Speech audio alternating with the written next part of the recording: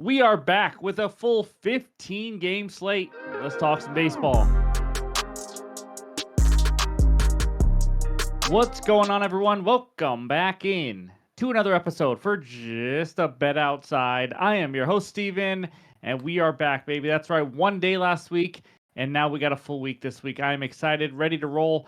It was a 6-6 weekend because this is what I do every weekend. I just finished right around 500, pretty much broke even. We'll go over the recap in just a little bit, but quick reminder, the website launch will be on Tuesday. We're going to have a video out explaining that. It's going to be awesome. It has nothing to do with charging for picks or anything like that. We don't do that, but lots of awesome tools you can use as a bettor in there. So be sure to stay tuned for that. We're going to have contests and a community to share bets and all that kind of stuff. So just wanted to remind you, but OUTLIER, of course, any graphics you see are from OUTLIER. It's the best betting research tool on the market today. I use this every single day, and I plan on using it every single day for the NFL coming up as well.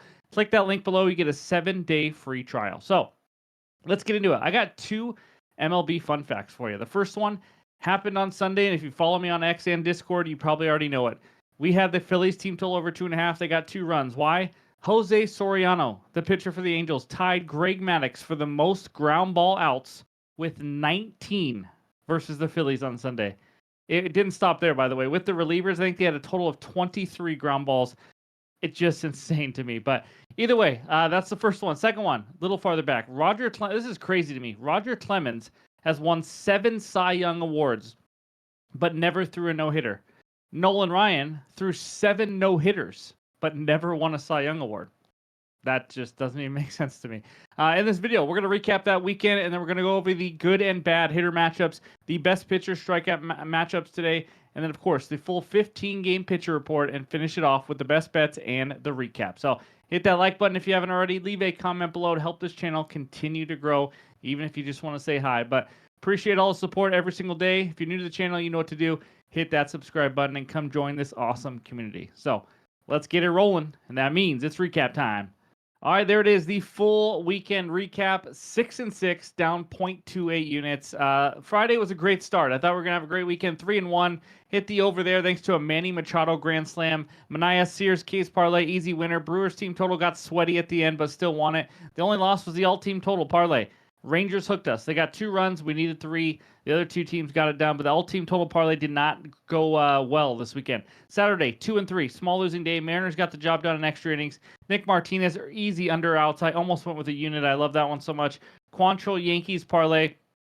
Quantrill went over 15.5 outs for the second time in 19 starts this season, of course, when we had the under. And then the over 9 in the Padres-Washington game. Plenty of chances. Padres were 1 single away from tying it at 4, which would have given us at least a push, but didn't get the win there. And then Trout and Henderson, I had like 5 other hitters I wanted to pick instead of Henderson, or at least that were tied with him. They all got a hit. Henderson went 0 for us. And then Sunday, 1-2, Trevor Rogers over 15.5 outs. As you can see, pitcher props went 3-1 this weekend, so that was nice.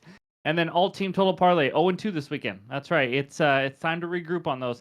And then Red Sox -0.5 in the first 5 innings. Well, they were up 5-1 at one point in the game, but it wasn't after 5 innings. They scored 0. Absolutely just sucked against Cade Horton. I don't know what to say. Crochet was awesome, but it is what it is. So that's the weekend recap.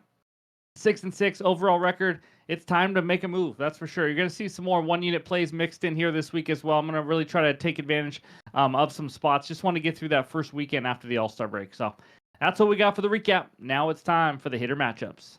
All right, we got 13 good hitter matchups for you, and it starts with Aaron Judge. How about 16 for 43 with 9 extra base hits and 6 bombs versus Gausman? A ton of history, but I also want to throw this in there. He also has 18 Ks. I mean, they have faced each other a ton of times, and, you know, obviously Gausman's not quite the pitcher he was in his prime, but next one, Paul Goldschmidt, 9 for 16 with a bomb off of Gausman. And then you see Vlad, 9 for 15 off Carlos Rodon. So some really good hitter matchups in that huge Toronto Yankees series coming up. And then you see Nimmo, 8 for 15, not too shabby with a home run versus Tyler Anderson. Then you keep going down to Ernie Clement, 3 for 10. Over there on the right side, Jake Fraley, 4 for 8 off Jake Irvin. Battle of the Jakes. And then we got Chas McCormick, 4 for 8 off of Zach Gallen of Milk.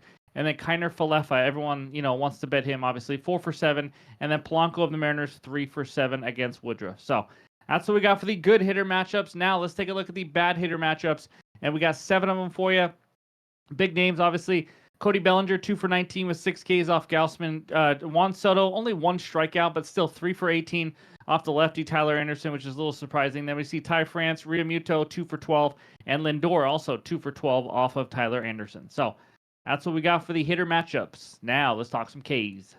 Here are the 2 best pitcher strikeout matchups for you today. And if you're new to the channel, we just take the higher strikeout pitchers facing the teams that in the last 3 weeks have been striking out a lot against that arm, whether it's righties or lefties. And we start with Jack Flaherty against the Pirates. Pittsburgh, 6th highest K rate versus righties, 23.1%. Flaherty, you see, and even though he struggled this year, 124 Ks in 100.2 innings, he now has 7+ Ks in 4 straight starts, and that's who they were against: Seattle, Rays, Nats, and the A's. Lower K rate on the road, though, 25% compared to 32.7 at home, and obviously he is on the road here. Higher K rate versus righties, 33% compared to lefties at 26%. Now the second one, this is a tough one because he's only made 2 starts, but Brandon Woodruff at my Seattle Mariners. Mariners 9th highest K rate versus righties last 3 weeks, 22.8%. Woodruff 18 Ks in 10.1 innings, extremely efficient and impressive.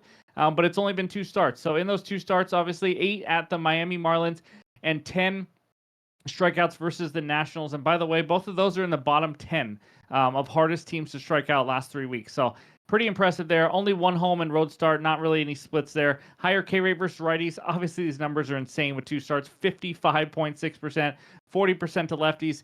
But if you go back to 2023, because he didn't pitch last year, he had a 30.8% K rate versus lefties and a 27.5% K rate versus righties. So that's what we got for the 2 best pitcher strikeout matchups. Now let's take a look at the pitcher report. All right, here are the first 8 matchups of the day with Sugano versus Tanner Bybee. Sugano's been horrendous lately. 25 earned runs allowed in his last 28.1 innings. He's actually allowed 3 or more earned runs now in 6 straight starts. And Tanner Bybee not been much better, giving up 2+ earned runs in 9 straight. So he's just a walking couple earned runs as he gets out of bed kind of guy. 11 earned runs in his last 14.1. Then you see all the numbers. Obviously, Bybee misses more bats. Sugano is not a guy who gets a lot of Ks, but he has given up some bombs. You see 1.72 home runs per 9 innings this year with a 5.5 expected ERA. Not too good. And then Jack Flaherty versus Paul Skeens. Flaherty been a little better in the last 2 starts, giving up a total of 4 earned runs in 11.1 innings, but he also has those 15 Ks in the last 2 starts. Going up against Paul Skeens, giving up 2 earned runs in the last 15 innings. We know he's a stud, but you know what is crazy? He's thrown just 78 pitches in 2 straight starts. I don't know if it's an all-star break thing or if they're trying to trim him back a little bit. Just something to keep an eye on. And then we got TBD for the Padres going up against Yuri Perez of the Marlins. He's been solid this year. It's only been 34 innings, but he's given up 1 earned run in his last 18 innings with 21 strikeouts. And then Brady Singer versus Jake Irvin. Singer, good on home runs, 0.99 home runs per 9. Been average this season overall, though. Good to give up a few runs pretty much every start. He does have 3 or less earned runs, though, allowed in 11 of his last 12. He'll give his team a chance to win. Doesn't usually get blown up. But Jake Irvin has been blown up, that's for sure. He is coming off a random gem of 0 earned runs in 5 innings versus the Brewers last start. Other than that, he's kind of sucked. Let's be honest with you. And then Ferris Bueller's day off. Bueller has really struggled. It's not been pretty. 6.12 ERA. He has now given up 3 or more earned runs in 7 of his last 8 starts. Going up against Wheeler, struggled in his last start before the break. You guys remember we tailed him, or I tailed him, and he let me down. But before that, he had given up 3 earned runs in the 40 innings prior. If you watched my first video back last week on Friday, we talked about what I think about him and winning the Cy Young when we talked midseason future bets. But either way, Carlos Rodon versus Gausman. This is a big series. Toronto cannot be stopped right now. They are unbelievable. But Rodon threw an 8-inning shutout versus the Cubs before the break. Gave up 2 earned runs in 5 innings versus Toronto earlier this year on June 30th. And then Gausman, been okay lately, but he's given up 7 earned runs in his last 23.2 innings, which is decent for him. He's been really up and down with the Ks. He's a guy who, when he's on, he can strike out 8, or he can struggle, and strike out 2 or 3. So at this point of his career, just a little bit more up and down. And then we got the lefty Tyler Anderson versus Kodai Senga. Anderson giving up 3+ earned runs in 5 of his last 6 road starts. So a little bit worse on the road for him. Kodai Senga, this is only his 2nd start since his injury. Obviously, as you see there, 3.3 expected ERA, still solid, but due for some negative regression. He's not a 1.3 ERA guy forever. He went 4 innings throwing 67 pitches in that first start back. So again, still on a pitch count, but I'm sure they're going to be working him up as we go. And then the next one, Hayden Birdsong versus Bryce Elder. Birdsong struggled before the break, giving up 3+ earned runs in 4 of his last 5 starts. A guy who sometimes can be prone to the home run ball. And, average K rate, but it's his command really is what it comes down to. I mean, you see it right there, 11.3% walk rate. Going up against Bryce Elder, he has given up 7+ hits in 5 straight. He is trying to become the new Senzatella. He has given up 8+ hits in 4 straight starts. In case you're wanting to bet hits or if you just want to bet runs, Elder is your man, that's for sure. But there's all the averages on the bottom. Let's take a look now at page 2 and the final 7 matchups. We got Sean Burke versus Shane Baz. Burke's had a few rough starts, but in 7 of his last 10, he's also given up 2 earned runs or less. So it's been pretty impressive. And then Shane Baz, after a mini slump, he's figured it out a little bit. 30 Ks in his last 4 starts. And he's actually gone deeper and deeper into games. 6+ innings in 5 of his last 6 starts. And then Noah Cameron versus Brazier of the Cubs. Cameron giving up 5 or less hits now in 5 of the last 6 starts. He's been a guy who's just been limiting hits since he entered. You see right there, 6.2 hits per 9 innings. And then Brazier of the Cubs, that just means it's a bullpen game. It was showing Chris Flexen, which might go 2-3 innings, but as of right now, I don't know if there's someone piggybacking or if it's just a bullpen game, but he's just a 1-inning guy. And then Jacob Lopez, the lefty of the A's, after a dominant 4-start stretch that he had there that we talked about, he's given up 9 earned runs now in his last 12.2 innings. And then Jack Leiter, we've talked about him this season a lot as well. Very up and down with his command. 4 walks last game, 6 in his last 9 innings. One of those guys who I think in the next couple years could be really good, but he's still raw. And then McGreevy, the youngster going up against Austin Gomber. McGreevy, this is his first start since June 24th. He's got some good stuff, but again, he's young and still hasn't figured it all out yet. Just 6 total MLB starts in his career. And then Austin Gomber has given up 39 hits in 28.2 innings this year, so it has not been solid for him. And then Gordon versus Gallon of Milk. Gordon struggled giving up 9 earned runs in his 12.1 innings before the All-Star break. And then Gallon, it's been a rough season for him. Let's just say the milk is spoiled, that's for sure. 4+ earned runs allowed in 9 of his last 12. That is no bueno. And then we got a good matchup. Brandon Woodruff versus George Kirby Puckett. Woodruff picked up right where he left off. If you guys don't know much about him, a couple years ago, this man was a stud starting pitcher. You had him, Corbin Burns. I think it's still Peralta there. Just a really good rotation. In his 2 starts this year, like we talked about, 18 Ks and 3 earned runs allowed in 10.1 innings. Going up against George Kirby after a rough start this year when he had a injury to start the year, and then he had a few rough goes at it. He's had now given up 5 earned runs in his last 22.1 innings at home. He's a guy who's usually been really good at home, as most Mariner pitchers are. And then we end it with Festa versus Ohtani. Festa continues his up and down season. I mean, we're talking about a guy who one game gave up 12 hits and 8 earned runs, followed by 2 hits and 0 earned runs in the next start. So what are you going to get from him? Who knows? And then Ohtani slowly, and I mean very slowly, building up his pitch count through 31 pitches, and then last start was 36 pitches. I still think he's good for 2-3 innings here as they still slowly work him back and get ready for the playoffs. So that's all the rambling I got on all the 15 pitcher matchups. And now it's time for the best bets. All right, this first one takes us out to Toronto, Canada, where the Blue Jays host the New York Yankees. Yanks on the money line -120, Jays on the money line +102 with a total of 8 runs. I'm taking a money line. Give me the Jays on the money line +102 on FanDuel. Half unit play for me here. I'm actually excited for the series. I think we're going to get a playoff type atmosphere in this AL East showdown between 2 teams that, let's face it, they just hate each other. Blue Jays, hottest team on the planet right now. 3-game lead in the division. This is a huge series. Now, head-to-head this season so far, Blue Jays won 5 of 7 games versus the Yankees, including a 4-game sweep before the All-Star break. The Jays have also won 16 of the last 20. I mean, this team is absolutely scorching hot. Starting pitcher matchup, the lefty, Carlos Rodon versus Kevin Gausman. Rodon just faced the Blue Jays and was okay, giving up 5 hits, 2 earned runs in 5 innings. He did have 3 walks in that game with 4 Ks. As you guys know, the Blue Jays just flat out do not strike out. That's why you're going to see a low K line for Rodon, especially against lefties. But he's been a bit worse on the road this year. He's given up 11 earned runs in his last 4 road starts combined. So always capable of walking batters as well. The Yankees have also lost 3 of his last 4 starts. So it's not like this team is just an automatic win when he's on the mound. Kevin Gausman, been decent, but he's the guy that I expect after he being a veteran. He's faced the Yankees many times. I know that. I expect him to feed off the crowd and pitch decently well here at home. Not going to be easy, obviously. He also pitched 5 innings, gave up 6 hits and 2 earned runs versus the Yankees. So pretty much the same outing as Rodon in their last head-to-head matchup.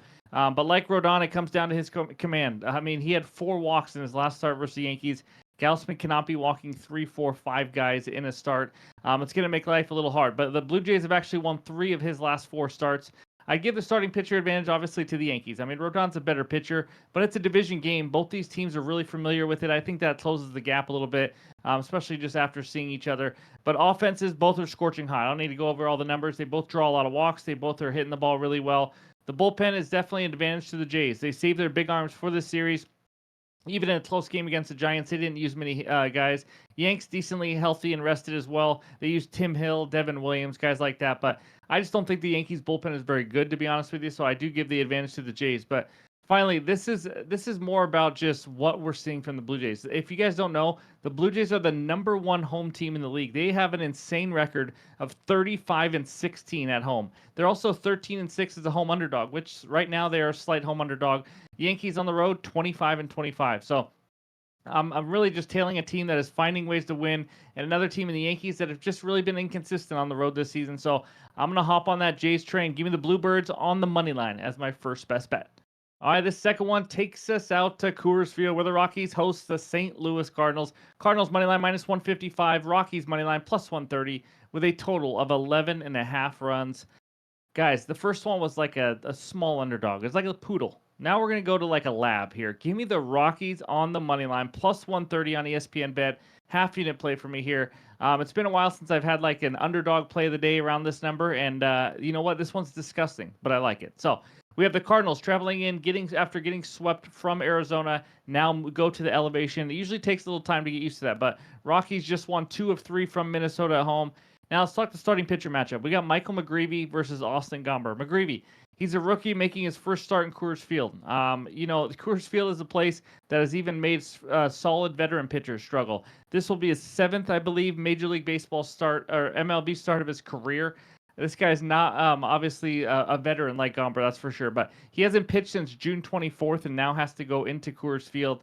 He's had mixed results so far in a limited sample size. Not a guy who misses many bats, but does have excellent command, so he should pound the zone here. I expect the Rocks to get some runs off of him. Now, we go to Austin Gomber. This guy is no stranger to Coors Field. He has only thrown 28.2 innings so far this season overall. He's only made 3 home starts, and here's what happened. He got absolutely shelled by Arizona, one of the best offenses in the league. But he had 2 great starts versus Houston and the Dodgers, 2 tough lineups. Went 10 total innings, giving up only 3 earned runs in Coors Field versus those lineups. It's pretty impressive. Now, obviously, I'm not going to sit here and say Gomber's some elite pitcher or anything like that, but honestly, with his experience at Coors Field, facing a rookie who's just been kind of hit and miss in his first start at Coors Field, I do give the advantage a little bit to Colorado there. Offense, Cardinals have been the worst offense in baseball versus lefties last 3 weeks. We're talking dead last WRC plus, second lowest slugging, third lowest batting average, fourth lowest walk rate, 7th highest K rate. It has been all bad for the Cardinals. Now, Rockies versus righties, not exactly a great offense either, but obviously better at home. They just scored 17 runs over the weekend versus the Twins.